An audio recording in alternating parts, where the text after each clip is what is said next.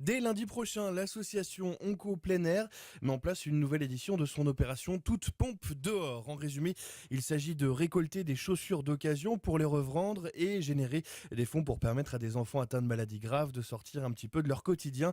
Pour nous parler de tout ça, nous sommes en compagnie de Marc Pelon, responsable de l'opération pour l'édition 2016. Bonsoir. Bonsoir. Merci d'avoir répondu à l'invitation de Sun. Alors, est-ce qu'on peut d'abord parler de l'AOPA, l'association Onco Plein Air qui organise cette opération?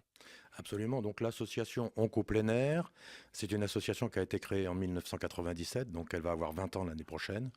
Et ça a été créé pour proposer des activités extra-hospitalières aux enfants qui sont malades du cancer et qui sont suivis au CHU de Nantes.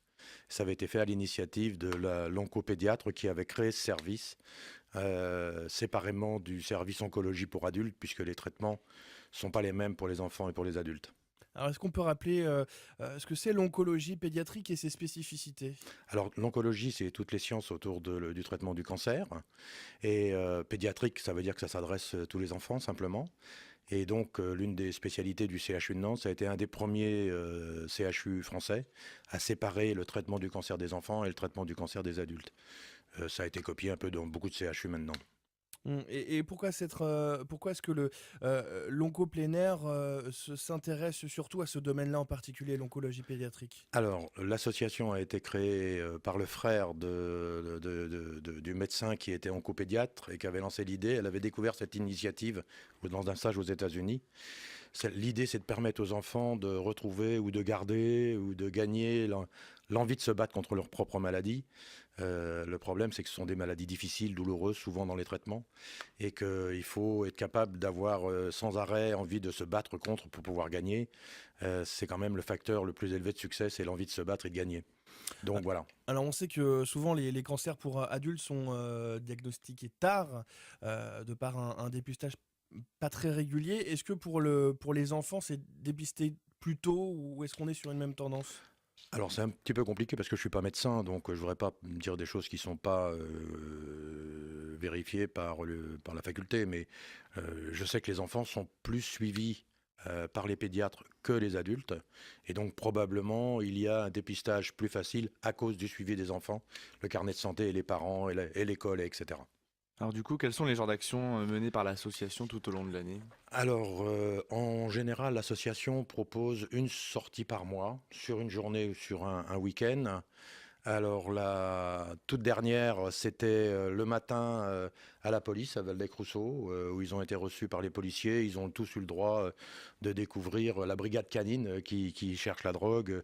Ils se sont tous assis à leur tour sur une grosse moto avec un calot, et donc il y avait des sourires radieux. C'était un bonheur de les voir, et les policiers ont été remarquablement adorables pour les accueillir. Et l'après-midi, ils étaient au cirque Medrano à la Beaujoire. Donc ils ont passé une journée d'enfants. Et la prochaine sortie, ils partent pour 24 heures, non 48 heures, pardon. Ils partent au Futuroscope. Donc voilà, donc c'est le genre ils ont fait des sorties un peu miraculeuses, merveilleuses, et puis des sorties parfois très simples, et des fois il ne faut pas les chercher, des choses compliquées. L'important c'est qu'ils soient entre eux, quoi. Ouais, comment ça se passe justement pour choisir toutes ces activités? Ce sont les bénévoles qui Voilà, déterminent ça? Ouais. ce sont que des bénévoles, Ouais. et donc ce sont les bénévoles qui chaque année essayent de mettre en place un calendrier. On a plein de propositions de gens qui veulent d'une part sponsoriser, d'autres qui veulent animer, d'autres qui veulent proposer. Je sais que cette année on a les voileux du golfe du Morbihan qui veulent emmener les gamins sur leur bateau pendant une journée. Donc on a plein de choses. On a même eu Disney Paris qui nous a proposé d'accueillir les enfants pendant un week-end. L'année dernière, ils sont allés voir patauger avec les dauphins à Antibes. Donc c'est beau. Il y a des fois, ils font des choses un petit peu merveilleuses. Ça dépend des situations de sponsoring que l'on a et des moyens que l'on a. Alors parmi toutes ces actions, il y a un temps fort dans l'année. Il s'agit de l'OTPD, Opération Toute Pompe Dehors. Du coup, en quoi est-ce que ça consiste exactement? Alors, c'est une relativement vieille histoire aussi, hein. Ça a commencé en l'an 2000. Mhm. Comment ça a commencé? La jeune chambre du commerce économique, pardon, de Nantes, l'un des membres avait un enfant malade. Et le médecin lui a dit, il faudrait que vous me trouviez une idée pour financer un week-end. Et à l'époque, le médecin oncopédiatre, qui était le chef de service, avait une maison à Belle-Île. Et donc, elle voulait emmener les enfants un week-end à Belle-Île.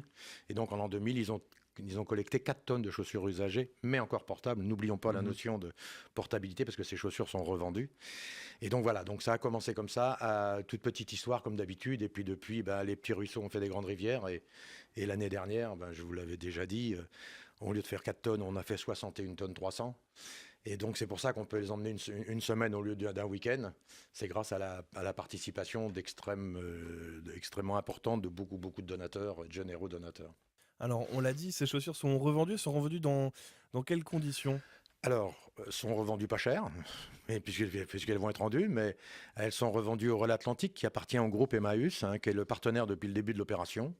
Donc, pendant 50 semaines dans l'année, Emmaüs récupère gratuitement dans leurs containers des habits d'occasion et des chaussures d'occasion. Pendant 2 semaines, ils nous laissent le soin de collecter des chaussures et ils nous les rachètent et ils les revendent. Donc, pour simplifier un peu ce qu'ils font, je sais que ça va être très simplificateur, mais ça va donner une idée. Sur les 60 tonnes qu'on reçoit, il y a à peu près 6 tonnes qu'il faut jeter parce qu'elles ne sont pas portables. La notion de portabilité, tout le monde n'a pas la même notion de la portabilité d'une paire de chaussures.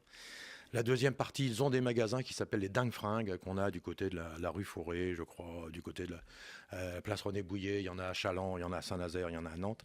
Donc c'est des friperies où les gens peuvent acheter des vêtements et des chaussures d'occasion. Et la dernière quantité, c'est revendu à travers Emmaüs France, qui est une entreprise du côté de Lille. Une partie dans les pays de l'Est, Bulgarie, Albanie, ou l'autre vers l'Afrique, Maroc, Sénégal, où là, elles sont remises en état sur place. Elles ne sont pas remises en état chez nous, parce que les remettre en état, ça coûterait cher et ça ferait des chaussures difficiles à vendre. Donc voilà. Et du coup, ça représente combien chaque année en termes pécuniers, ces 52-53 tonnes de chaussures Alors, encore portables? 61 tonnes 300. 61 tonnes. On est Ah, mais il y en a monté qui sont plus portables, vous dites aussi. Oui, mais il faut les enlever tous les ans. Oui. On a le même problème tous les ans, la même problématique. Donc les 61 tonnes, et vous avez raison, les 61 tonnes sont... le prix d'achat tient compte de ça d'ailleurs. Mhm. Nous ont donné 27 920 euros en 2015. Alors, ça nous a permis d'emmener... On emmenait avant 25 enfants. L'année dernière, on a pu en emmener 27 parce qu'on avait un peu plus d'argent. Ces 27 enfants sont encadrés par 15 encadrants, dont des médecins, des infirmières, des gens spécialisés pour pouvoir s'occuper des enfants. Ça reste des enfants fragiles, donc il faut pouvoir les encadrer. Donc en gros, si vous voulez, 27 enfants, ça fait 40 personnes, 40-45 personnes qui s'en vont pendant une semaine. Donc il y a le voyage, ils sont logés, nourris, ils ne payent rien. Ils n'ont que leur adhésion annuelle pour être adhérents de l'association. Alors du coup, ouais, est-ce que tout un chacun peut déposer ces vieilles chaussures qui sont encore portables? Alors absolument, donc tout le monde est invité à participer. Alors où est-ce qu'on dépose? Alors d'abord on trie ses chaussures, on les met par paire. Oui. Je rappelle, parce que l'année dernière on s'est amusé un petit peu à mon dépens, une paire c'est une chaussure gauche avec une chaussure droite, attachées ensemble par les lacets quand il y en a, avec une petite ficelle, pas de scotch parce que sinon ça abîmerait la chaussure, ou alors mis dans un sac en plastique transparent. Et à ce moment-là, on vient les déposer. Alors, où sont les points de collecte? Alors, à Nantes, c'est assez facile parce que la mairie de Nantes nous supporte énormément et donc toutes les mairies annexes, toutes les maisons de quartier participent. Donc, ça, c'est très facile d'accès. Il y a beaucoup d'entreprises, mais qui ne sont pas accessibles. Et la liste détaillée de tous les points de collecte dans Nantes sont sur le site de l'association AOPA. Donc, je vous donne le site web. C'est www.aopanantes.fr. Donc vous vous connectez sur le web et là vous avez tous les points de collecte accessibles. Et du coup, vous parlez de Nantes justement. L'opération, est-ce que elle se limite uniquement sur l'agglomération ou peut-être un peu plus, Oh là là, un peu non, plus c'est pas large? l'agglomération, c'est toute la région. Toute la région? Ouais, Ok, il y a une grosse collecte en Vendée, plus modeste encore à Angers. Mais à Angers, ils ont leur propre service oncopédiatrique. La Mayenne, beaucoup. Et puis les départements voisins, l'Ille-et-Vilaine, la Sarthe. Parce que la Sarthe, pardon, c'est les Pays de Loire. Le Morbihan. Et puis on a quelques collectes sur le Finistère. Mais toujours pareil. C'est soit le Morbihan, c'est souvent des enfants qui sont soignés à Nantes, parce que c'est tout près, Laval. Vannes, c'est 1 heure et quart de Nantes. Quimper ou tout ça, ou l'Ille-et-Vilaine, c'est surtout parce qu'il y a de la famille, parce que voilà. C'est une initiative qui... Les gens aiment bien parce qu'ils sont pas obligés de donner de l'argent. Ils en ont un peu marre de donner de l'argent. Et là, c'est une façon de participer tout en faisant, premièrement, ça permet de recycler des chaussures. Donc, il y a un côté écologique. Il y a un côté, ça permet de vider les placards au moment où la collection de printemps arrive. Donc, ça fait un peu de place dans les maisons. Et puis, ça a une finalité solidaire pour les gamins. Et ça, c'est le plus important. Alors l'opération dure donc 2 semaines, on l'a dit, mais est-ce qu'il y a un ou plusieurs temps forts pendant ces 2 semaines qui vont être organisés? Alors, va y avoir un temps fort qui est le samedi 12 mars. On a un stand toute la journée, je vais dire en gros 9h-17h, au carrefour du cours des 50 otages et de la rue de la Barillerie, où on a invité tous les gens qui veulent venir parler avec nous, nous rencontrer, etc. Donc on a un stand toute la journée là. J'espère avoir le maximum de journalistes. Je vous ai vu aujourd'hui, mais j'en verrai peut-être là-bas aussi. Et puis on a deux groupes d'élèves, l'un de seconde de Saint-Stanislas et l'autre de première de Notre-Dame-de-Rosée, qui vont venir aller vers les passants, distribuer des flyers et expliquer l'opération. Et voilà. Et on récupère aussi des gens qui nous amènent leurs chaussures. Alors j'ai vu que l'année dernière, les enfants étaient partis dans les Pyrénées. Mhm. Vous avez une petite idée de leur prochaine destination? Alors c'est tout récent, la nouvelle est toute fraîche en fait, parce qu'on a eu l'information dimanche dernier. Ils vont l'année prochaine à la Bourboule, en Auvergne, pour changer de massif. Avant les Pyrénées, ils allaient dans les Alpes, là ils vont en Auvergne, ils sont déjà allés, voilà. Donc on essaye de trouver des choses plutôt dans la montagne pour le bon air frais de la montagne, et puis où on peut faire des randonnées. L'idée, c'est de les aider à se réadapter à l'effort. Ce sont des enfants qui ont perdu du poids, qui ont perdu du muscle, qui ont perdu l'effort, le sens de l'effort. Et donc, il faut les aider à se réhabituer, à reprendre confiance en leurs capacités physiques.